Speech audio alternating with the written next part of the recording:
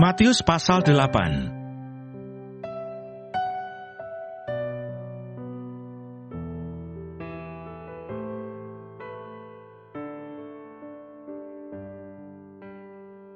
Yesus menyembuhkan seorang yang sakit kusta. Setelah Yesus turun dari bukit, orang banyak berbondong-bondong mengikuti dia. Maka datanglah seorang yang sakit kusta kepadanya, lalu sujud menyembah dia dan berkata, "Tuan, jika Tuan mau, Tuan dapat mentahirkan aku." Lalu Yesus mengulurkan tangannya, menjamah orang itu dan berkata, "Aku mau, jadilah engkau tahir."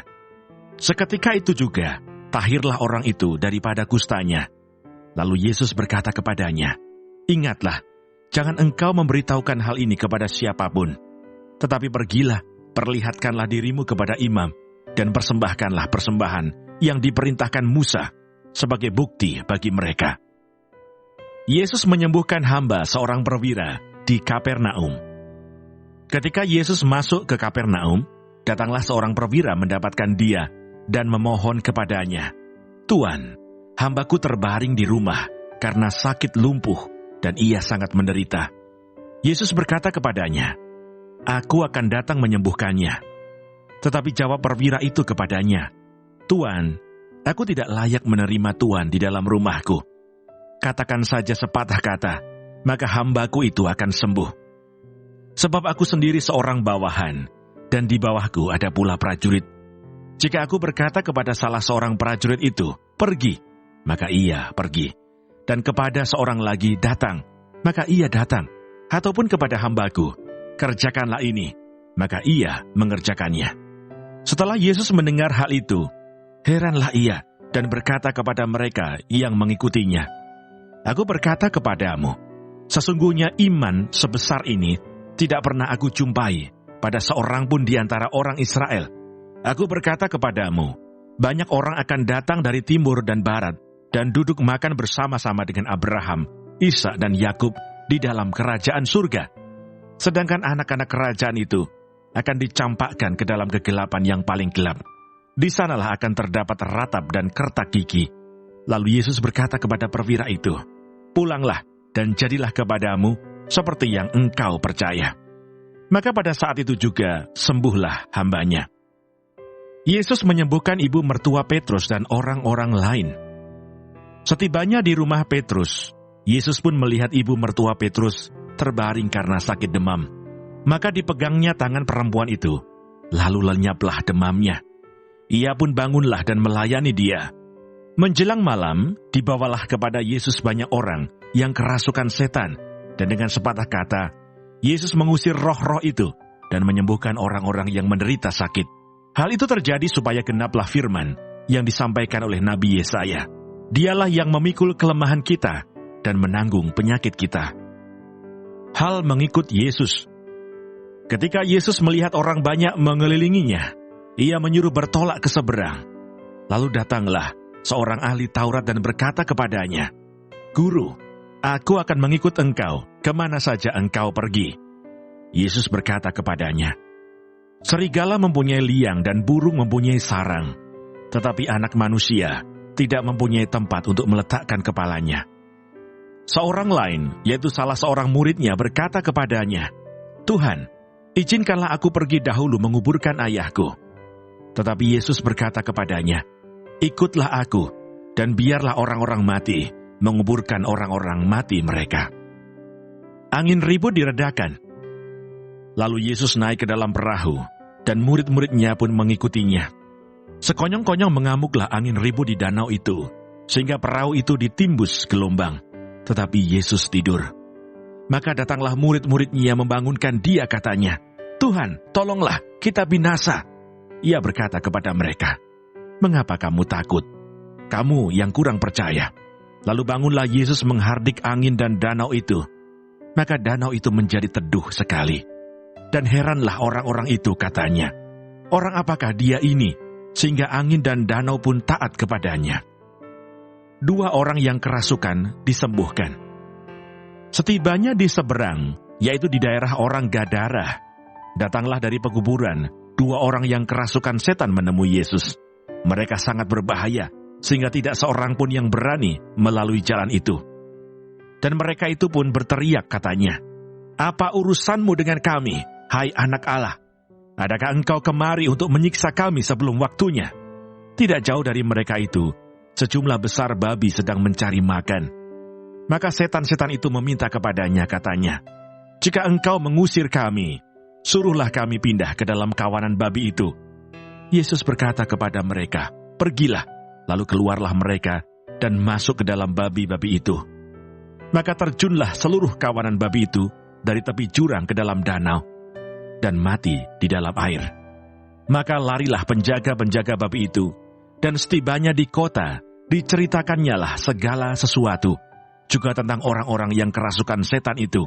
Maka keluarlah seluruh kota mendapatkan Yesus, dan setelah mereka berjumpa dengan dia, mereka pun mendesak supaya ia meninggalkan daerah mereka.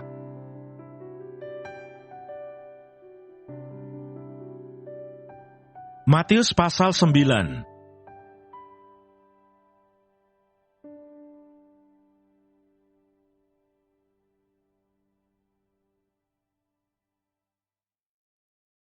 Orang lumpuh disembuhkan. Sesudah itu naiklah Yesus ke dalam perahu, lalu menyeberang.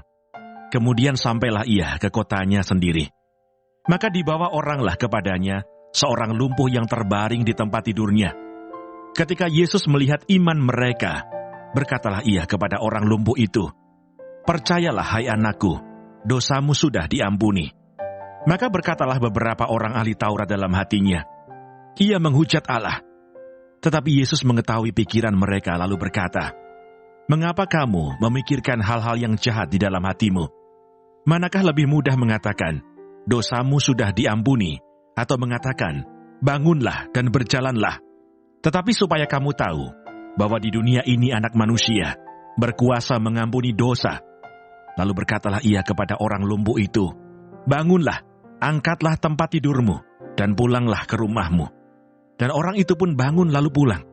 Maka orang banyak yang melihat hal itu takut, lalu memuliakan Allah, yang telah memberikan kuasa sedemikian itu kepada manusia. Matius pemungut cukai mengikut Yesus. Setelah Yesus pergi dari situ, ia melihat seorang yang bernama Matius duduk di rumah cukai. Lalu ia berkata kepadanya, "Ikutlah aku." Maka berdirilah Matius, lalu mengikut dia. Kemudian ketika Yesus makan di rumah Matius, datanglah banyak pemungut cukai dan orang berdosa, dan makan bersama-sama dengan dia dan murid-muridnya. Pada waktu orang Farisi melihat hal itu, berkatalah mereka kepada murid-murid Yesus, "Mengapa gurumu makan bersama-sama dengan pemungut cukai dan orang berdosa?" Yesus mendengarnya dan berkata, "Bukan orang sehat yang memerlukan tabib, tetapi orang sakit. Jadi pergilah dan pelajarilah arti firman ini. Yang ku kehendaki ialah belas kasihan, dan bukan persembahan. Karena aku datang bukan untuk memanggil orang benar, melainkan orang berdosa." Hal berpuasa. Kemudian datanglah murid-murid Yohanes kepada Yesus dan berkata, "Mengapa kami dan orang Farisi berpuasa, tetapi murid-muridmu tidak?" Jawab Yesus kepada mereka, "Dapatkah sahabat-sahabat mempelai laki-laki berduka cita selama mempelai itu bersama mereka? Tetapi waktunya akan datang, mempelai itu diambil dari mereka, dan pada waktu itulah mereka akan berpuasa. Tidak seorang pun menambalkan secari kain yang belum susut pada baju yang tua. Karena jika demikian, kain penambal itu akan mencabik baju itu, lalu makin besarlah koyaknya. Begitu pula anggur yang baru tidak diisikan ke dalam kantong kulit yang tua. Karena jika demikian, kantong itu akan koyak, sehingga anggur itu terbuang dan kantong itu pun hancur. Tetapi anggur yang baru disimpan orang dalam kantong yang baru pula, dan dengan demikian terpeliharalah kedua-duanya." Anak kepala rumah ibadat perempuan yang sakit pendarahan. Sementara Yesus berbicara demikian kepada mereka, datanglah seorang kepala rumah ibadat, lalu menyembah dia dan berkata, "Anakku perempuan baru saja meninggal. Tetapi datanglah dan letakkanlah tanganmu atasnya, maka ia akan hidup." Lalu Yesus pun bangunlah dan mengikuti orang itu bersama-sama dengan murid-muridnya. Pada waktu itu seorang perempuan yang sudah 12 tahun lamanya menderita pendarahan, maju mendekati Yesus dari belakang, dan menjamah jumbai jubahnya. Karena katanya dalam hatinya, asal ku jamah saja jubahnya, aku akan sembuh. Tetapi Yesus berpaling dan memandang dia serta berkata, teguhkanlah hatimu, hai anakku. Imanmu telah menyelamatkan engkau. Maka sejak saat itu sembuhlah perempuan itu. Ketika Yesus tiba di rumah kepala rumah ibadat itu, dan melihat peniup-peniup seruling dan orang banyak ribut, berkatalah ia, pergilah, karena anak ini tidak mati, tetapi tidur. Tetapi mereka menertawakan dia. Setelah orang banyak itu diusir, Yesus masuk dan memegang tangan anak itu. Lalu bangkitlah anak itu. Maka tersiarlah kabar tentang hal itu ke seluruh daerah itu. Yesus menyembuhkan mata 2 orang buta. Ketika Yesus meneruskan perjalanannya dari sana, 2 orang buta mengikutinya sambil berseru-seru dan berkata, kasihanilah kami, hai anak Daud. Setelah Yesus masuk ke dalam sebuah rumah, datanglah kedua orang buta itu kepadanya, dan Yesus berkata kepada mereka, percayakah kamu bahwa aku dapat melakukannya? Mereka menjawab, ya Tuhan, kami percaya. Lalu Yesus menjamah mata mereka sambil berkata, jadilah kepadamu menurut imanmu. Maka meleklah mata mereka, dan Yesus pun dengan tegas berpesan kepada mereka, katanya, jagalah, supaya jangan seorang pun mengetahui hal ini. Tetapi mereka keluar dan memasyurkan dia ke seluruh daerah itu. Seorang bisu disembuhkan. Sedang kedua orang buta itu keluar, dibawalah kepada Yesus seorang bisu yang kerasukan setan. Dan setelah setan itu diusir, dapatlah orang bisu itu berkata-kata. Maka heranlah orang banyak, katanya, yang demikian belum pernah dilihat orang di Israel. Tetapi orang Farisi berkata, dengan kuasa penghulu setan, ia mengusir setan. Belas kasihan Yesus terhadap orang banyak. Demikianlah Yesus berkeliling ke semua kota dan desa. Ia mengajar dalam rumah-rumah ibadat dan memberitakan Injil kerajaan surga, serta melenyapkan segala penyakit dan kelemahan. Melihat orang banyak itu, tergeraklah hati Yesus oleh belas kasihan kepada mereka, karena mereka lelah dan terlantar seperti domba yang tidak bergembala. Maka katanya kepada murid-muridnya, tuaian memang banyak, tetapi pekerja sedikit. Karena itu mintalah kepada Tuhan yang empunya tuaian, supaya ia mengirimkan pekerja-pekerja untuk tuaian itu.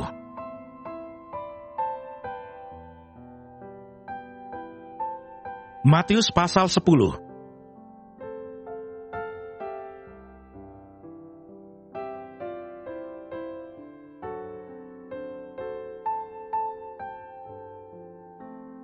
Yesus memanggil ke-12 rasul. Yesus memanggil ke-12 muridnya dan memberi kuasa kepada mereka untuk mengusir roh-roh jahat dan untuk melenyapkan segala penyakit dan segala kelemahan. Inilah nama ke-12 rasul itu. Pertama Simon yang disebut Petrus, dan Andreas saudaranya, dan Yakobus anak Zebedeus, dan Yohanes saudaranya, Filipus dan Bartolomeus, Thomas dan Matius pemungut cukai, Yakobus anak Alfeus dan Tadeus, Simon orang Selot dan Yudas Iskariot yang mengkhianati dia. Yesus mengutus ke-12 rasul.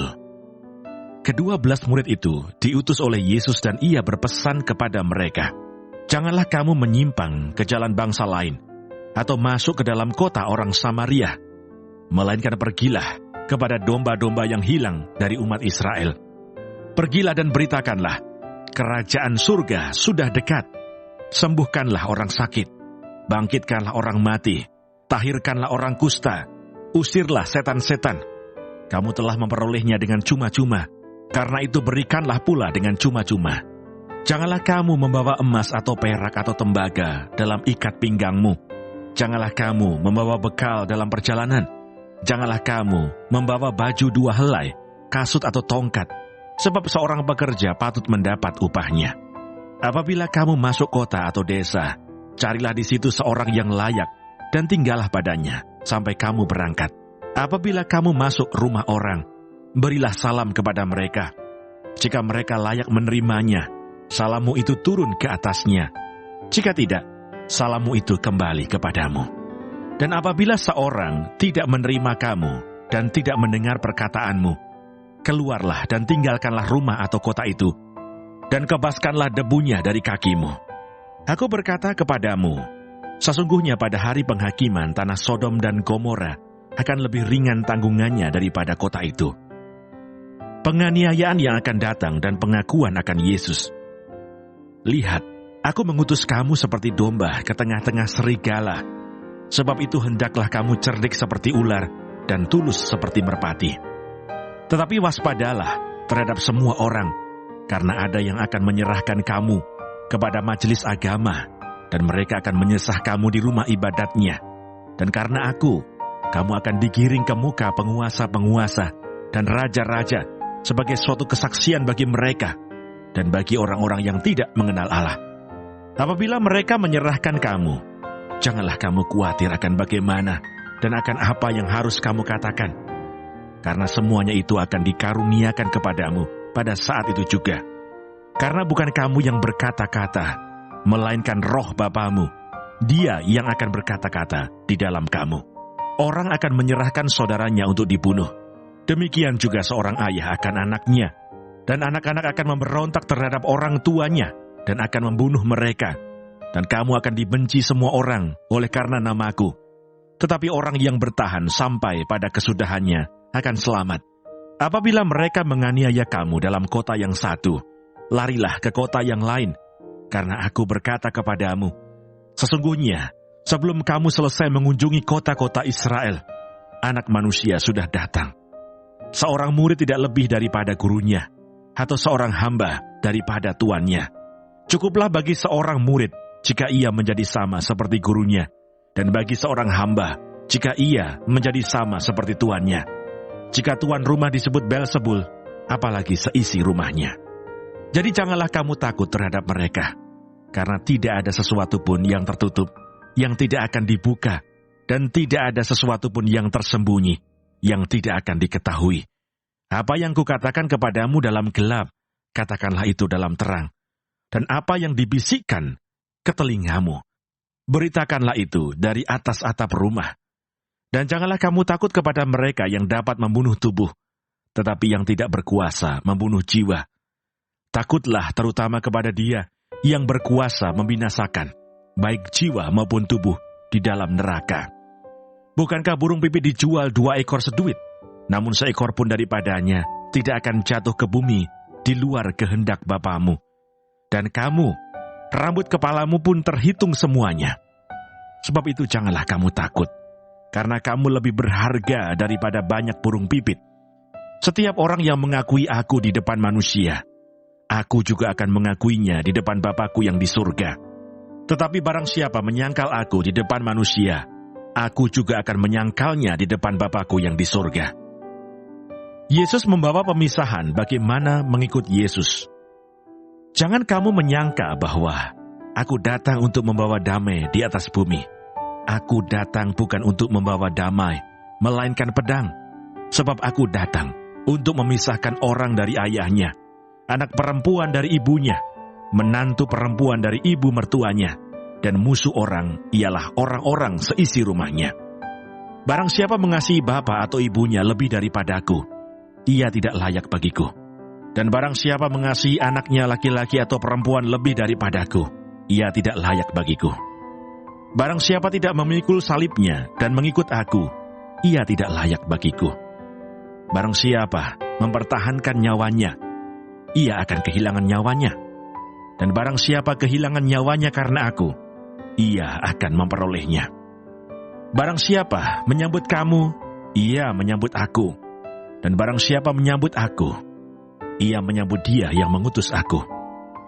Barang siapa menyambut seorang nabi sebagai nabi, ia akan menerima upah nabi. Dan barang siapa menyambut seorang benar sebagai orang benar, ia akan menerima upah orang benar. Dan barang siapa memberi air sejuk secangkir saja pun kepada salah seorang yang kecil ini, karena ia muridku, aku berkata kepadamu, sesungguhnya ia tidak akan kehilangan upahnya daripadanya.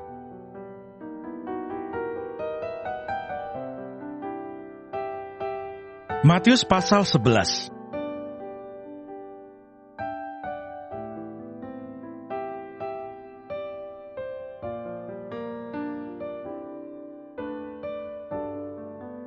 Setelah Yesus selesai berpesan kepada ke-12 muridnya, pergilah ia dari sana untuk mengajar dan memberitakan Injil di dalam kota-kota mereka.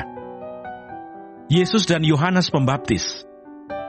Di dalam penjara, Yohanes mendengar tentang pekerjaan Kristus, lalu menyuruh murid-muridnya bertanya kepadanya, "Engkaukah yang akan datang itu? Atau haruskah kami menantikan orang lain?" Yesus menjawab mereka, "Pergilah dan katakanlah kepada Yohanes apa yang kamu dengar dan kamu lihat. Orang buta melihat, orang lumpuh berjalan, orang kusta menjadi tahir, orang tuli mendengar, orang mati dibangkitkan, dan kepada orang miskin diberitakan kabar baik, dan berbahagialah orang yang tidak menjadi kecewa dan menolak aku." Setelah murid-murid Yohanes pergi, mulailah Yesus berbicara kepada orang banyak itu tentang Yohanes. "Untuk apakah kamu pergi ke padang gurun, melihat buluh yang digoyangkan angin kian kemari? Atau untuk apakah kamu pergi, melihat orang yang berpakaian halus? Orang yang berpakaian halus itu tempatnya di istana raja. Jadi untuk apakah kamu pergi, melihat nabi? Benar, dan aku berkata kepadamu, bahkan lebih daripada nabi. Karena tentang dia ada tertulis, 'Lihatlah, aku menyuruh utusanku mendahului engkau. Ia akan mempersiapkan jalanmu di hadapanmu.' Aku berkata kepadamu, sesungguhnya di antara mereka yang dilahirkan oleh perempuan, tidak pernah tampil seorang yang lebih besar daripada Yohanes Pembaptis. Namun yang terkecil dalam kerajaan surga lebih besar daripadanya. Sejak tampilnya Yohanes Pembaptis hingga sekarang, kerajaan surga diserong, dan orang yang menyerongnya mencoba menguasainya. Sebab semua nabi dan kitab Taurat bernubuat hingga tampilnya Yohanes. Dan jika kamu mau menerimanya, ialah Elia yang akan datang itu. Siapa bertelinga, hendaklah ia mendengar. Dengan apakah akan kuumpamakan angkatan ini? Mereka itu seumpama anak-anak yang duduk di pasar dan berseru kepada teman-temannya, 'Kami meniup seruling bagimu, tetapi kamu tidak menari. Kami menyanyikan kidung duka, tetapi kamu tidak berkabung.' Karena Yohanes datang, ia tidak makan dan tidak minum, dan mereka berkata, 'Ia kerasukan setan.' Kemudian Anak Manusia datang, ia makan dan minum, dan mereka berkata, 'Lihatlah, ia seorang pelahap dan peminum, sahabat pemungut cukai dan orang berdosa.' Tetapi hikmat Allah dibenarkan oleh perbuatannya." Yesus mengecam beberapa kota. Lalu Yesus mulai mengecam kota-kota yang tidak bertobat, sekalipun di situ ia paling banyak melakukan mukjizat-mukjizatnya. "Celakalah engkau Korazim, celakalah engkau Betsaida, karena jika di Tirus dan di Sidon terjadi mukjizat-mukjizat yang telah terjadi di tengah-tengah kamu, sudah lama mereka bertobat dan berkabung. Tetapi aku berkata kepadamu, pada hari penghakiman, tanggungan Tirus dan Sidon akan lebih ringan daripada tanggunganmu. Dan engkau Kapernaum, apakah engkau akan dinaikkan sampai ke langit? Tidak, engkau akan diturunkan sampai ke dunia orang mati. Karena jika di Sodom terjadi mukjizat-mukjizat yang telah terjadi di tengah-tengah kamu, kota itu tentu masih berdiri sampai hari ini. Tetapi aku berkata kepadamu, pada hari penghakiman, tanggungan negeri Sodom akan lebih ringan daripada tanggunganmu." Ajakan Juru Selamat. Pada waktu itu berkatalah Yesus, "Aku bersyukur kepadamu Bapa, Tuhan langit dan bumi, karena semuanya itu engkau sembunyikan bagi orang bijak dan orang pandai, tetapi engkau nyatakan kepada orang kecil. Ya Bapa, itulah yang berkenan kepadamu. Semua telah diserahkan kepadaku oleh Bapakku, dan tidak seorang pun mengenal anak selain Bapa, dan tidak seorang pun mengenal Bapa selain anak, dan orang yang kepadanya anak itu berkenan menyatakannya. Marilah kepadaku, semua yang letih lesu dan berbeban berat. Aku akan memberi kelegaan kepadamu. Pikulah kuk yang kupasang dan belajarlah padaku, karena aku lemah lembut dan rendah hati, dan jiwamu akan mendapat ketenangan. Sebab kuk yang kupasang itu enak, dan bebanku pun ringan."